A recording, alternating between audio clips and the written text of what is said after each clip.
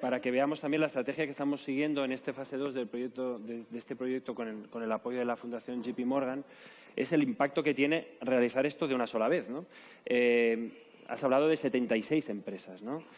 Nosotros, y lo hemos hecho en la primera fase del proyecto JP Morgan, hemos ido a picar empresa por empresa y, de hecho, hemos generado más de 300 o 400 plazas de FP Dual en pymes, ¿no? Pero, caray, en un proyecto solo, la primera vez, pues 76 empresas, ¿no? Esta es una primera cosa que has dicho. Otra cosa que vamos a investigar un poco en esta mesa también es, has usado la palabra colchón, ¿no? Y ¿un colchón qué es, no? Pues un colchón es un lugar donde normalmente se está bien, ¿no? Y es una cosa que facilita la vida diaria de las personas, ¿no? Entonces, ese rol de facilitador de estas sectoriales vamos a intentar explorarlo un poco también en esta mesa y con tu apoyo. Y luego has dicho dos cosas más. Una muy importante. Vosotros tenéis el espíritu de elevar el nivel de cualificación del sector, ¿no? Y esto es muy importante, va a salir también aquí en la mesa, ¿no? Estamos pensando que incentivar estas capas intermedias, estamos haciendo proyectos para el sector y no para una empresa concreta, ¿de acuerdo? Y, finalmente, un clásico de la FP industrial, hemos hablado de un desencaje entre la oferta y demanda, ciclos y aquí, como está también gente del Ministerio, ¿no? Pues todo el tema de la orientación, ciclos con mucha oferta laboral y empleabilidad muy alta y poca matrícula de alumnos. Eso sucede, por ejemplo, en el entorno industrial de Barcelona, pues en todos estos tipos de ciclos también, ¿verdad? Y dicho esto, vamos a entrar en el debate propiamente con otras tres sectoriales que tenemos aquí. Vamos a empezar con Pilar Ramos. Pilar Ramos es la directora general de AMADE, la Asociación Madrileña de Atención a la Dependencia. Por lo tanto, estamos hablando del sector de las residencias, ¿verdad? Tú lo explicarás. Sobre todo residencias de mayores. Por lo tanto, vosotros trabajáis con el perfil de gerocultor, con gente mayor. Explícanos un poquito cuál es vuestra realidad del sector y por qué os habéis animado a entrar en este proyecto para potenciar la FP Dual en el sector y para un poco renovar un sector que, por las tasas que tenemos también de envejecimiento y estas cosas, parece ser que a nivel de empleo es un sector con mucho futuro, ¿no? Pues bueno, nosotros es un sector que, como bien nos dices, está ahora mismo aumentando la capacidad de contratación. Nos encontramos como nos pasó antes de la crisis. Nosotros durante la crisis dijimos que fuimos de los pocos sectores que aguantábamos el nivel de contratación, pero claro, ahora nos encontramos también con el problema que hay en encontrar trabajadores, sobre todo porque no necesitan una cualificación específica, salvo cuando ha entrado ahora, ya nos empezaron a solicitar en el 2018 con el certificado de profesionalidad, pero los centros no tienen que tenerlo. En principio nos dijeron en el 2015, ahora ya vamos por el 2022, con lo cual, claro, desde el lado de la empresa, depende de cuál sea tu manera de trabajar, pues es el que te lo dilaten, te viene muy bien, porque bueno, pues el trabajador cada vez se va cualificando más tarde.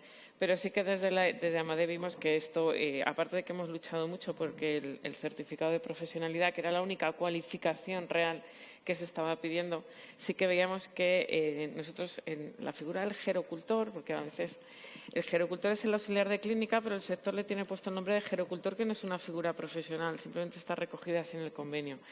Puede ser un auxiliar de clínica, de hecho cobra lo mismo un auxiliar de clínica teniendo hecho una enseñanza reglada que cualquier persona que se le ha ido formando y está haciendo esa atención directa. Con lo cual, esto al final, yo cuando ya a Víctor, ¿no?, es un trabajo hecho para el sector, yo digo que es un trabajo el que nosotros queremos hacer para el usuario final, que es para la persona mayor, porque estamos trabajando con un sector vulnerable. Y yo creo que igual que queremos como empresas que se cambie la percepción que se tiene, esa percepción que se tiene del sector, hay que cambiarlo con los trabajadores del sector. Y desde ahí tiene que haber una cualificación real y que tangible que se va a ver en el servicio que se da, ¿no? Y desde ahí sí que planteamos que, bueno, es verdad que la formación reglada, pues lo vamos a ver los efectos en 3 años, 4 años, pero sí que era importante ir creando ya esa sensibilidad tanto en los alumnos cuando empiezan, porque sí es verdad que se creó el módulo de dependencia, pero dependencia, está el mundo de la discapacidad, está el mundo de los mayores, y tampoco es un sector, el del mayor, que esté bien visto socialmente. Es decir, me dedico a cuidar a mayores, por desgracia. Y el otro día, hablándolo con unos compañeros, decía, pero si es que yo lo que quiero es motivar a gente que es la que me va a cuidar a mí, porque es la generación que estemos formando ahora es la que nos va a cuidar a nosotros. O sea, que es algo, fíjate si no es importante que estamos hablando de nuestro propio cuidado, el de nuestra familia, ¿no? Y desde ahí sí que vimos la importancia de tener a gente que realmente hicieran una carrera profesional desde en este caso, la enseñanza reglada. Nosotros necesitamos ese tipo de trabajadores, gente que se crea y que quiera trabajar en el mundo del mayor, que ya no es el trabajador que tenemos ahora y que ha habido durante la época de bonanza de, bueno, pues necesito un trabajador, tú necesitas trabajar, yo necesito que trabajes, sino que necesitamos trabajadores que quieran trabajar en el sector de mayores. Y para nosotros esto fue cuando nos lo explicó Sara y cuando tuvimos la reunión con Pilar y nos lo presentaron. Yo que vengo del mundo de la formación, pues era como, bueno, esto tenemos que apostar por ello sí o sí, porque en 4 años veremos esos frutos que espero que tú ya vas a ver pronto, pero ya me contarás, sí, porque además vamos un poco detrás de ellos, o sea, que vamos ahí. Pero yo creo que era fundamental, ¿no? El que vayamos teniendo profesionales que tengan una vocación inicial desde que están empezando en la enseñanza reglada a tomar esa opción profesional. Muy bien, Pilar. Muy interesante vuestro camino. Volveremos con una serie de cosas que me han quedado, pero aprovecho, como iremos también un poquito con el tiempo controlado, para saludar a Francisca Gutiérrez, vicepresidenta de FEDAMA, la Federación de Empresarios de Automoción de Málaga. Aquí estamos en el sector de reparación de la chapa y pintura, talleres mecánicos, venta de automóviles, ¿verdad? Exacto. Estamos en todo este sector. ¿Por qué? ¿Por qué vosotros os habéis lanzado también a promover la FP Dual en vuestro sector, que son empresas muy pequeñitas? ¿Cuáles son las dificultades? ¿Por qué estáis aquí hoy y por qué os hemos podido seducir para estos proyectos sectoriales? Bien, buenos días. En primer lugar, agradecer a la Fundación por contar con nosotros, con FEDAMA, para participar en esta jornada y participar en un proyecto formativo que estamos intentando que salga adelante. Nosotros desde la asociación, somos el ejemplo que has comentado antes, una asociación pequeñita. Somos grandes a nivel asociativo porque dentro de Málaga y provincia pues bueno, tenemos más de 1000 empresas asociadas. Entre ellas están talleres de reparación de mecánica, chapa y pintura, como os he comentado. Concesionarios también tenemos. Motocicletas, vulcanizados. Entonces, estamos intentando poner en marcha este proyecto y nos encontramos con algunos factores que son las dificultades primarias que hemos encontrado, que son, por ejemplo, pues en primer lugar, la falta de tiempo, la falta de recursos. ¿Falta de tiempo para dedicar a la formación de los Claro, aprendices? porque estamos hablando que nosotros contamos con una base asociativa que la mayoría son micropymes.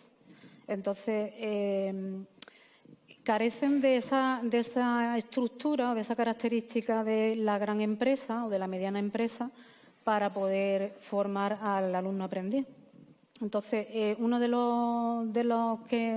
problema que nos encontramos es el factor tiempo, porque quizás el formador, el tutor de la empresa es la misma persona, es el gerente de la empresa la que se tiene que encargar de todas las gestiones de su empresa, de su pequeña empresa, y es un factor a tener en cuenta importante. Otro de los factores que hemos detectado es la diversidad dentro de la geografía que tenemos nosotros en nuestra ciudad. Están distribuidos en la mayor parte de la ciudad, en Málaga, pero luego el resto están distribuidos por la provincia. Entonces, a la hora de fomentar un proyecto formativo de este tipo, pues lo mismo nos salen 2 empresas de Estepona, otras 2 de Vélez y algunas de Málaga. Entonces, es difícil sacar adelante ese proyecto formativo coordinándolo con un centro formativo es complicado. También hemos encontrado, quizá es un hándicap también a tener en cuenta, que al ser pequeñas empresas tienen a lo mejor una sola actividad o una sola especialidad. Por ejemplo, una empresa se dedica a reparar lunas o chapa solo, chapa y pintura, pero no toca la mecánica. Entonces, a la hora de hacer este proyecto formativo necesitamos empresas que tengan o bien todas las ramas o bien ese alumno tendrá que pasar por distintas empresas para completar su formación. Y bueno, todo esto conlleva a que a la hora de planificar un proyecto formativo, pues a medio y largo plazo se les dificulte bastante. Eso es lo primordial que hemos encontrado. De todas formas, Francisca, ¿crees que las empresas están entusiasmadas para hacer esto? ¿Tienen la necesidad? ¿Se van a apuntar, digamos, porque ahora te hemos seducido a ti, a tu organización, sí. Pero ahora tenemos que seducir a estos talleres de 3, 4 empleados. ¿Cómo lo vamos a hacer esto? Bueno, nosotros, como contamos con una plantilla reducida, pero bueno, no nos faltan las ganas de trabajar y además apostamos por esta modalidad de formación, nos gusta bastante. Lo que hacemos es, hemos empezado a enviar información vía email, circulares físicas, circulares informativas, porque hemos detectado que a la hora de poder planificar a lo mejor alguna jornada pequeña de difusión, los empresarios no pueden faltar de sus empresas una mañana o una tarde, precisamente por los problemas que he comentado.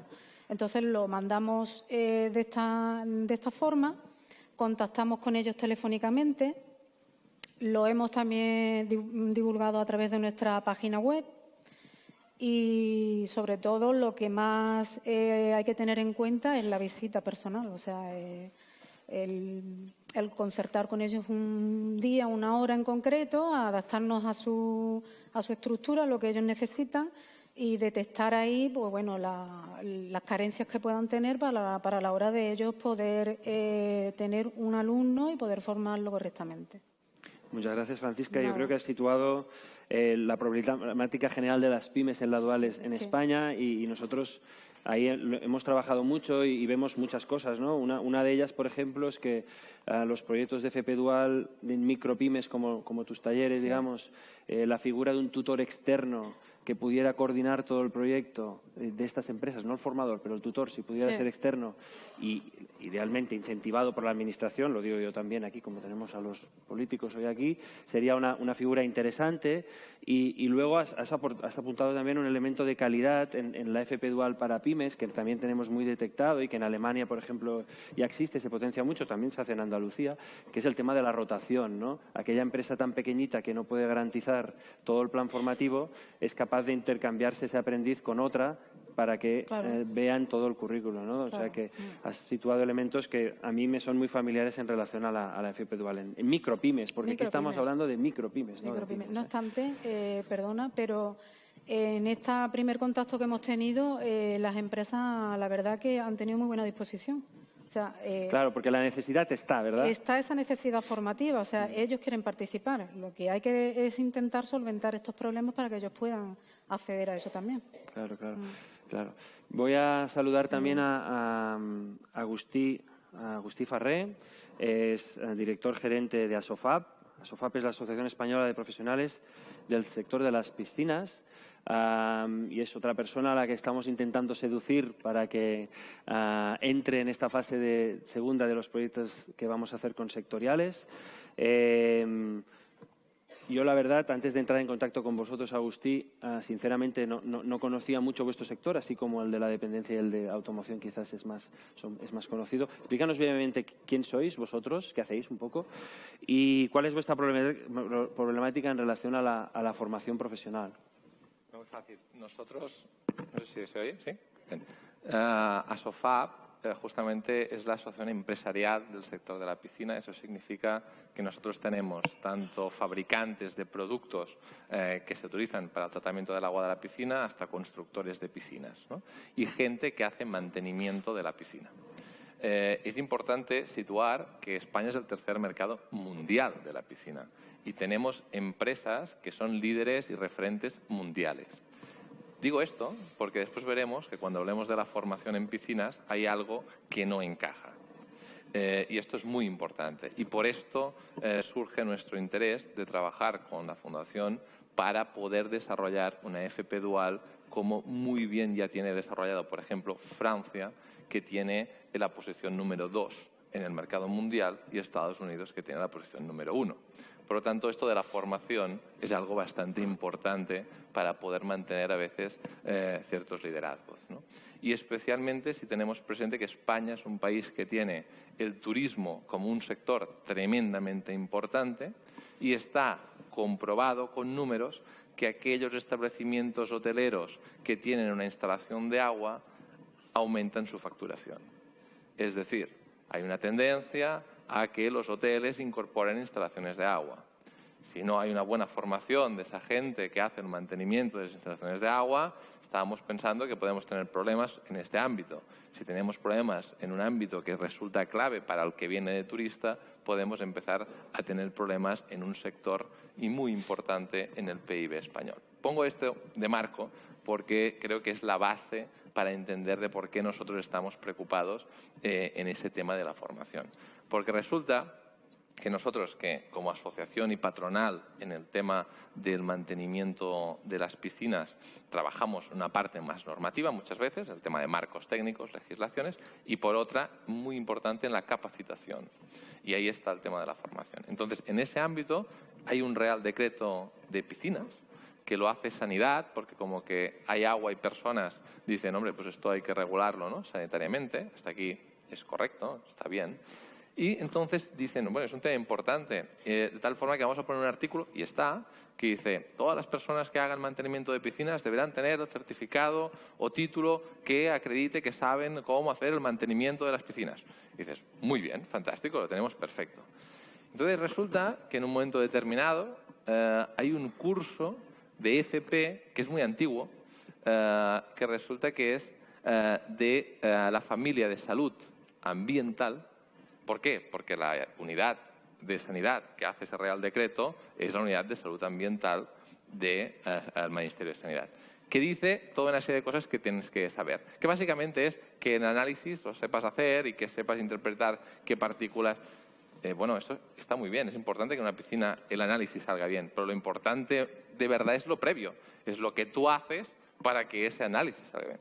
Si no tenemos gente bien preparada en lo previo, tenemos un problema. En un país donde la inspección en algunas comunidades es más y es menos y a veces no alcanza a todo lo que tienes de piscinas en un país como España, hombre, pues es importante, ¿no?, que la gente lo haga bien, porque si no a lo mejor se te pierde parte. Por lo tanto, nosotros decimos, oye, hay una formación que no sirve para el sector. Y resulta que tenemos otros países al lado que tienen una formación de 1000 horas en ese tema y nosotros no tenemos nada, ¿no?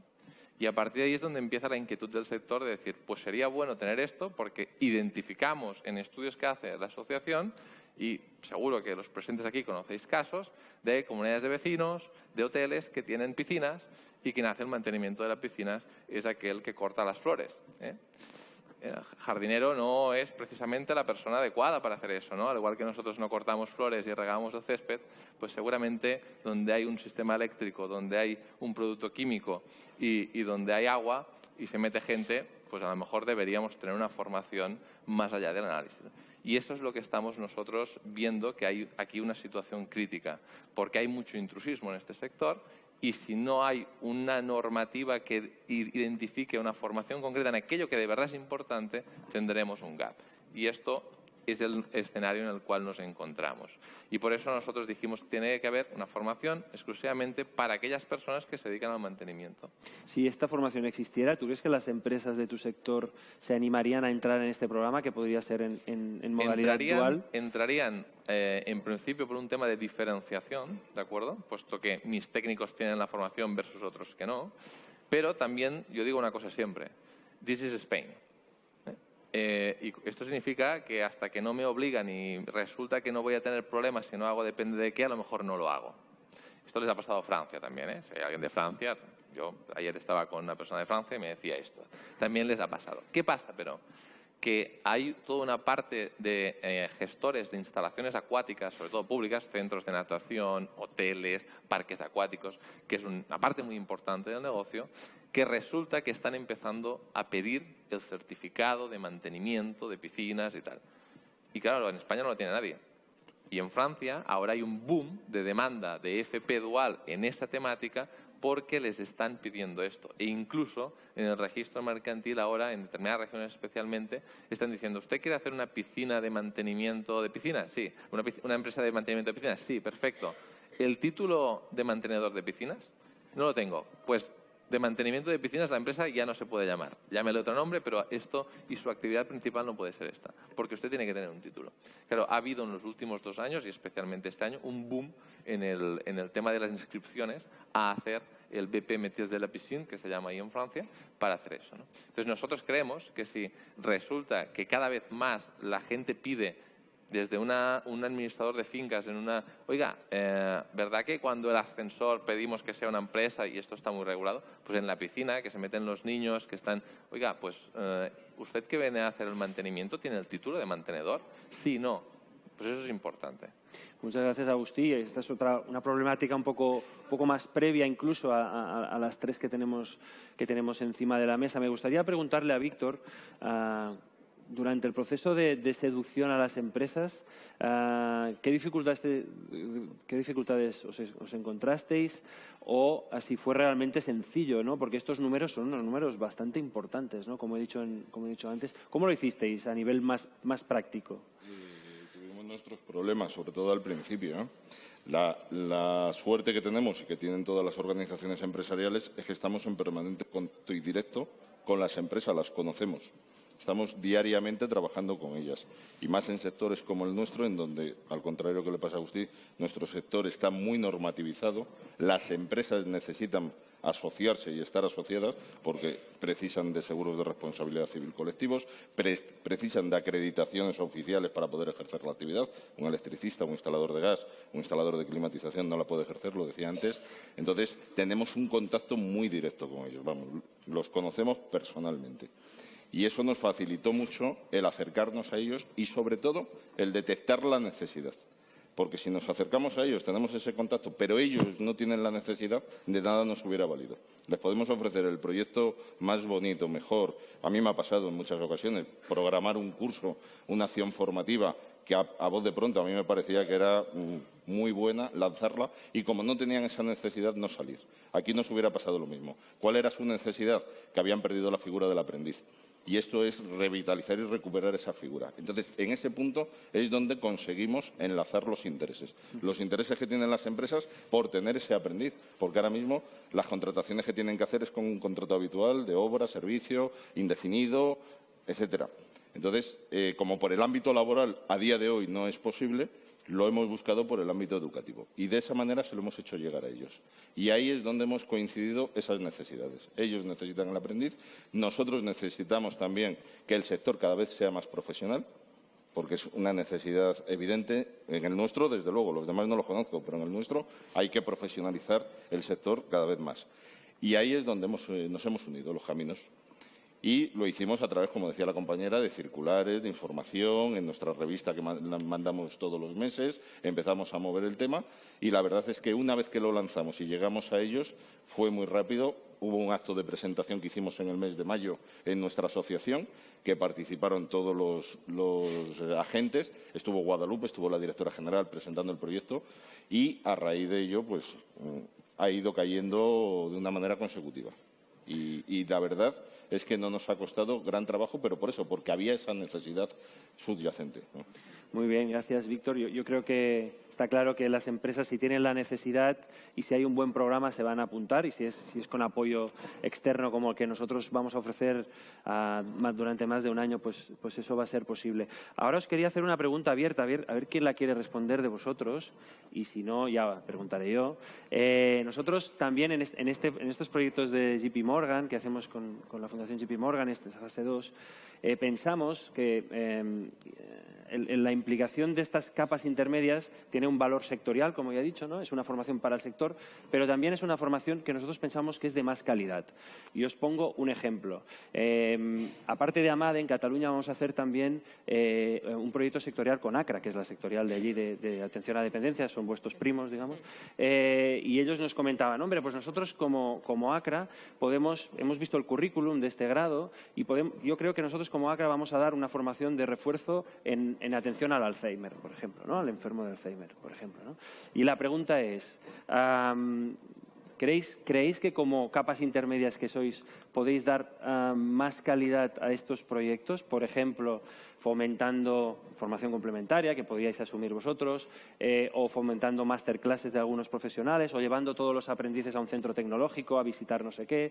¿Es este también vuestro rol que estáis pensando, o simplemente pensáis que estáis coordinando un proyecto donde van a participar empresas que son vuestras afiliadas, digamos?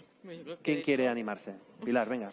Deberíamos de mejorar el currículum que tiene el FP, ¿no?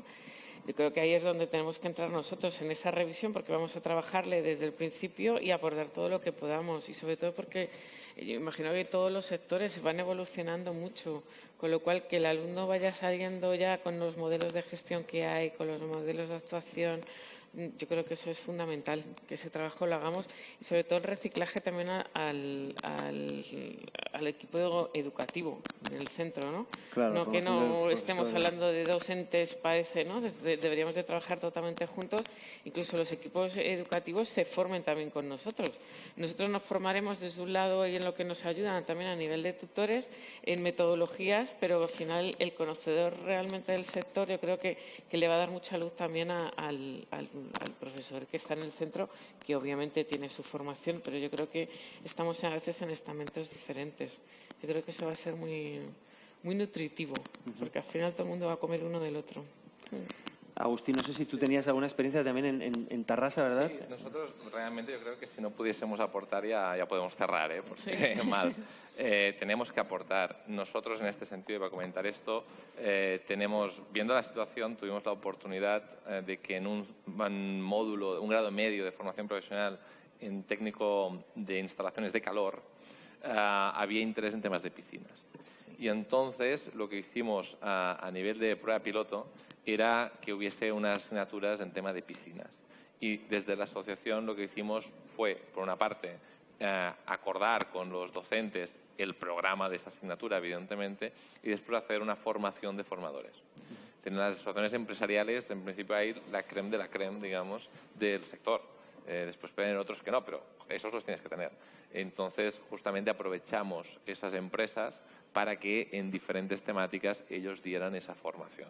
Entonces, eso fue muy positivo y realmente empezaron, me comentaban el otro día, que el año pasado se han hecho 2 ediciones de este curso, ahora uno está en marcha, la segunda promoción. En la primera, de unos 20 alumnos que entraban, unos 5 estaban interesados en el tema de piscinas y hoy son 15 de 20.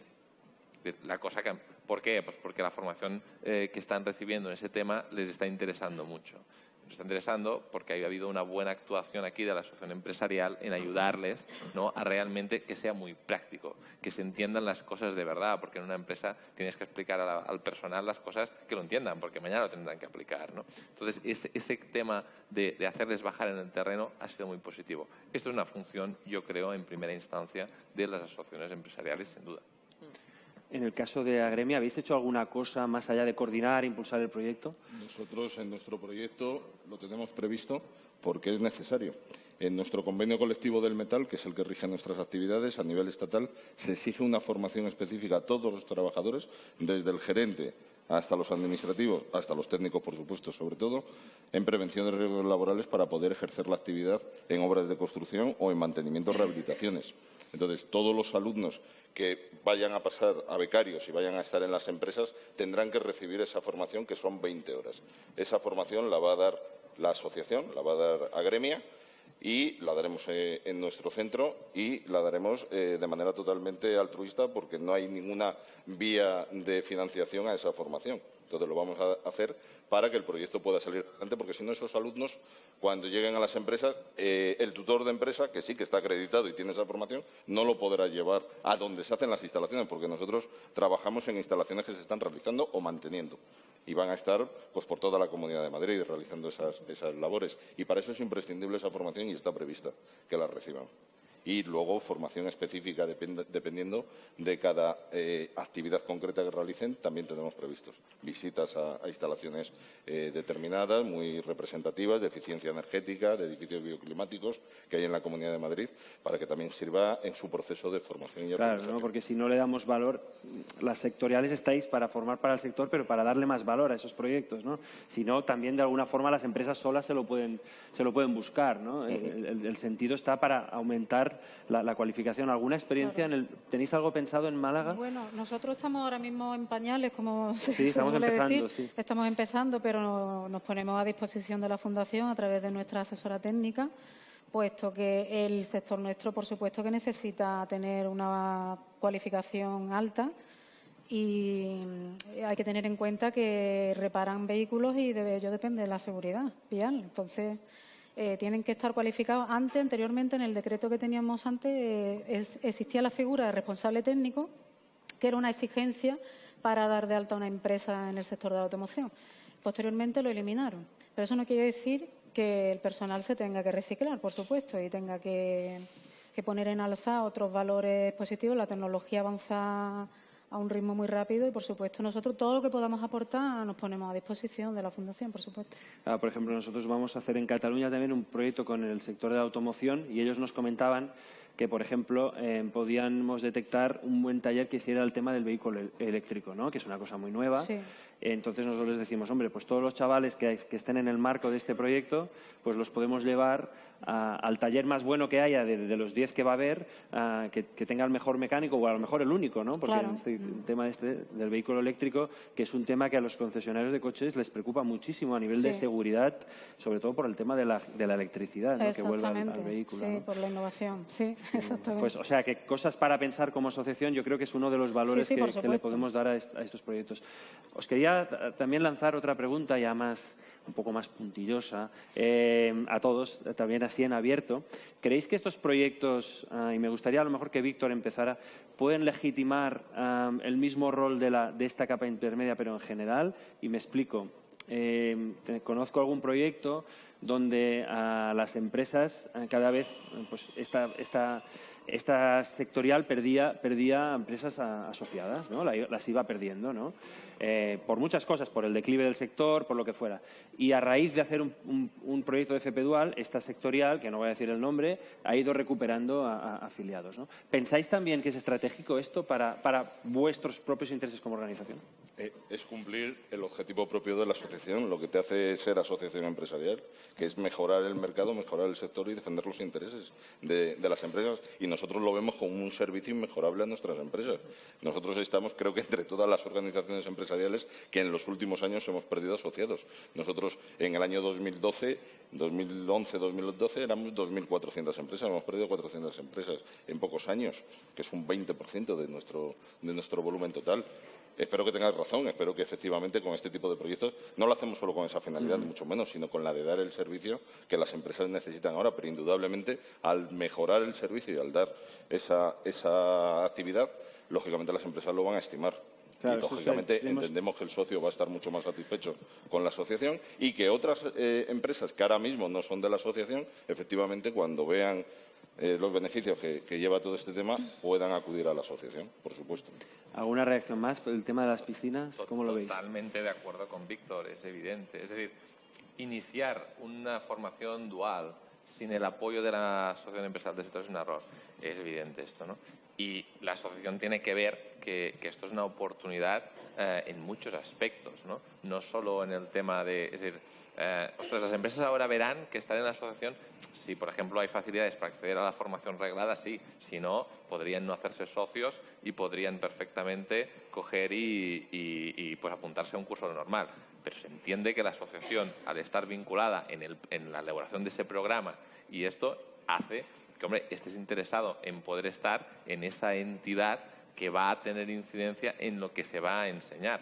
Si después hay cursos de formador de formadores, mejor estar en la asociación que hace esa formación, porque a lo mejor también lo puedo hacer yo y aquí voy también intercambiando conocimiento. Una de las cosas que nosotros estamos valorando esa prueba piloto, pero que creemos que se tiene que hacer en todas las áreas, en todas las familias, es lo que se hace en las universidades más prestigiosas, que viene gente a explicarte casos de éxito o de fracaso, ¿no? Pero te viene a explicar cosas, entonces, últimas tendencias. Pues nosotros estamos en temas concretos, en la piscina, que se bombee, tendencias en, pues, esto que en el programa concreto no lo vas a poder enseñar propiamente porque tienes las horas que tienes, pues a lo mejor interesa que ese día venga alguien media hora, una hora, ¿no?, en una charla, a explicar hacia dónde va. ¿Por qué? Porque cuando está haciendo después las prácticas en su empresa, se va a encontrar que las bombas que le llegan son ese producto último de tendencia, o que le piden que ese producto tenga la certificación o lo que sea.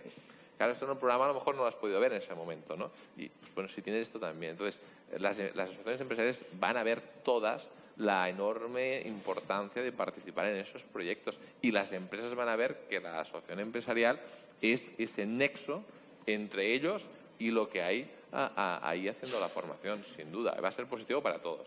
¿Alguna reacción más? ¿Estáis de acuerdo? Creo que somos traductores también, ¿no? Yo creo que hacemos un poquito la labor de la traducción, de entender, porque a veces el lenguaje formativo no es fácil. Yo creo que siempre cuando hemos hecho el proceso con el certificado de profesionalidad, a decir qué es lo que realmente estamos diciendo que queremos solicitar o que queremos que se haga, a lo que es la empresa. Entonces, yo creo que esa labor la tenemos las asociaciones empresariales. Conocemos qué asociados tenemos y sabemos qué es lo que necesitan. Y, bueno, pues tenemos que tener esa doble vertiente. ¿Se van a apuntar las residencias al proyecto? Se van animando, ya, sí. Ya tenemos algunas, ¿verdad? Ya tenemos algunas, sí.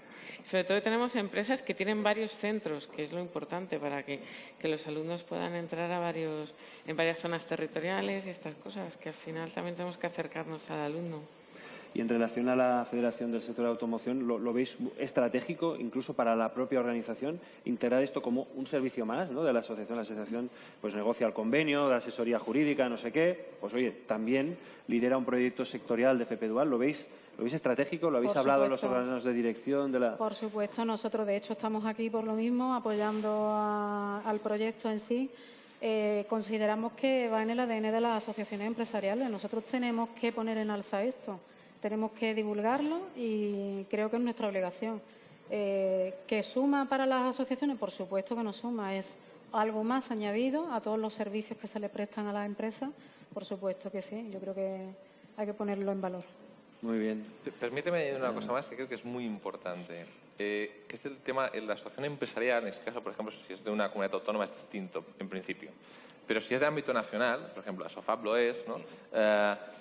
El hecho de tener la asociación del sector a nivel nacional en ese proyecto automáticamente te levanta una necesidad, que es la de no me vale tener solo 2 centros formativos de formación dual en España, porque resulta que el radio de acción de los alumnos, que son de 16 y muchos son menores, tienen un radio de 20 kilómetros si hay un buen transporte público. Y si no, no. Esto nos hemos encontrado en el piloto.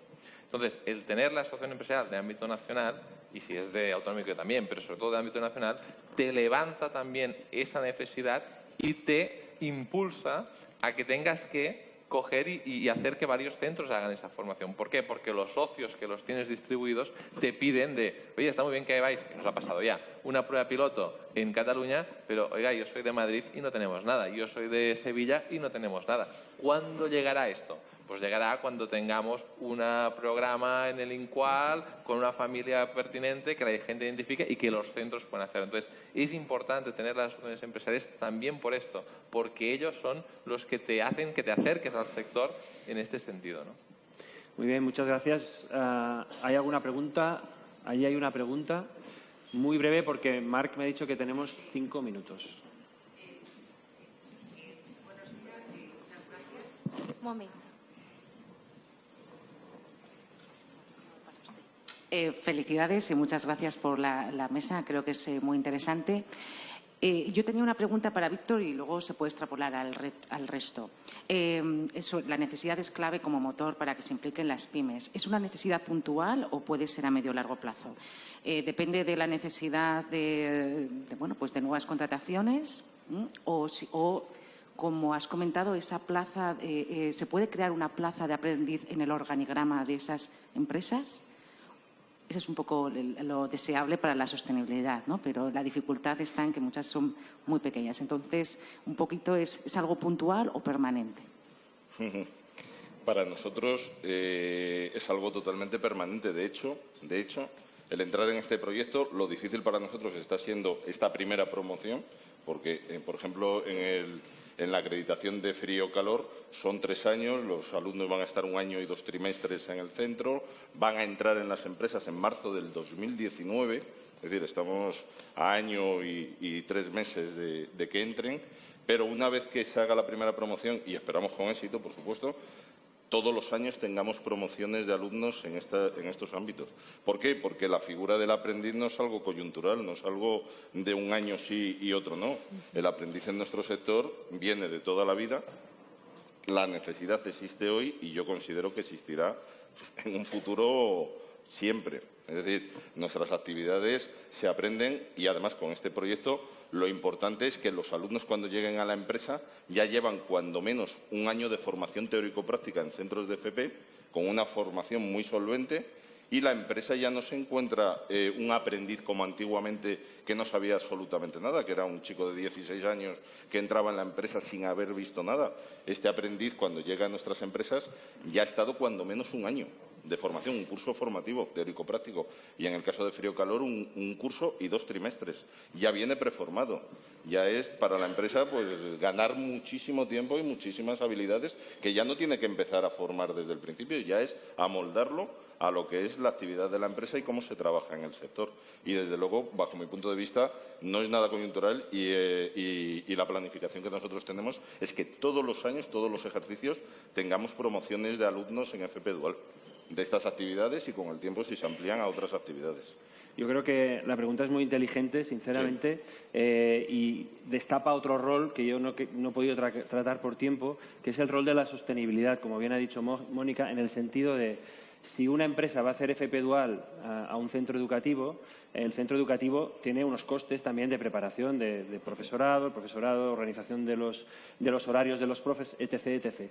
Si ese proyecto se hace con una sectorial, es la sectorial la que puede garantizar, de alguna forma, unos números estables a esos centros de formación profesional para no cada año también cambiarles el patrón, porque eso les genera unas dificultades enormes, ¿no?, en ese sentido. Entonces, yo diría, para concluir, que hemos visto hoy el potencial que tiene trabajar con sectoriales para hacer proyectos de formación dual, que nosotros lo vamos a impulsar con el apoyo de la Fundación JP Morgan, y el potencial para nosotros es una formación para el sector, una formación de más calidad, con todos estos elementos que hemos visto de masterclasses, etcétera, y una formación más sostenible en el tiempo. Agradecer a los ponentes, como siempre, su buen hacer y sus aportaciones, y a vosotros por vuestra paciencia. Muchas gracias. Gracias.